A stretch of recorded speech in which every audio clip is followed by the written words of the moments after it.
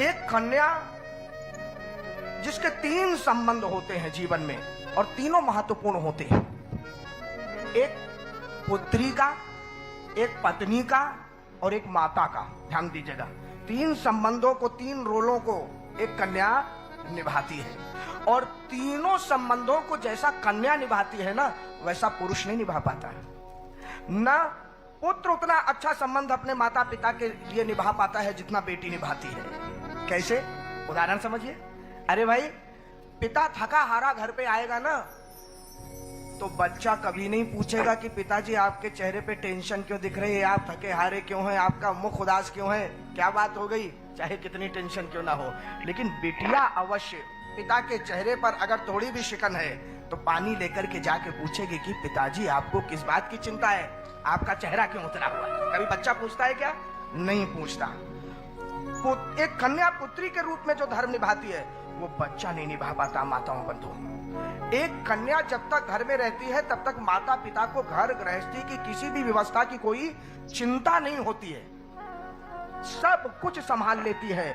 बजाय इसके कि उसे पढ़ना भी है, बजाय इसके कि उसे भी स्कूल जाना है, कॉलेज जाना है, अपना कैरियर बनाना है, लेकिन कभी भी घर गृहस्थी के कार्यों को वो दूसरे नंबर पे नहीं रखती। और एक बच्चा अगर वो कोचिंग जा रहा है, स्कूल जा रहा है, पढ़ाई कर रहा है, तो मानो अपने माता पिता पे इतना बड़ा उपकार करता है कि माता पिता कह दें कि बेटा जाके बाजार से सामान ले आना। मैं नहीं जाऊंगा, मेरे को पहले से बतानी थी बात, मैं तो अपनी पढ़ाई में व्यस्त हूं, मैं कहीं नहीं जा सकता। तुरंत दोनों में कितना अंतर है माताओं का। तो देखिए, सबसे पहला धर्म कन्या का। और फिर भी कितनी शर्म की बात है कि आज के युग में भी भ्रूण हत्या जैसा अपराध हो रहा है कन्या को लेकर के। अच्छा, दूसरे धर्म पे आ जाए। पुत्री के बाद कन्या बनती है धर्म पत्नी। आप समझ लीजिए, जब तक बच्ची घर में है तब तक परिवार निश्चिंत है बच्ची के होने पर, वैसे ही जब तक धर्म पत्नी है घर में तब तक पतिदेव भी निश्चिंत है पूरी गृहस्थी को लेकर के। है कि नहीं? वृद्धावस्था में माता पिता किसी को तो जाना ही होता है संसार से।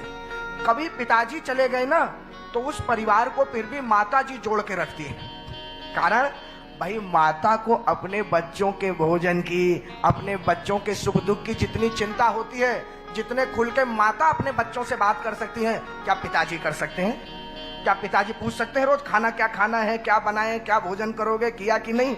लेकिन माता तो सदैव पूछती हैं, सदैव चिंतित रहती हैं। अगर पिताजी किसी परिवार में चले जाएं तो वो घर माता नहीं टूटने देंगी, लेकिन ऐसे ऐसे घर मैंने देखे हैं कि यदि माता जी संसार से चली गई तो बच्चे अलग हो गए। और कहते हैं कि महाराज, अगर माता जी होती तो ऐसा नहीं होता। अब इसीलिए तो महाराज मनु ने भी कहा है, यत्र नार्यस्तु पूज्यन्ते रमन्ते तत्र देवता।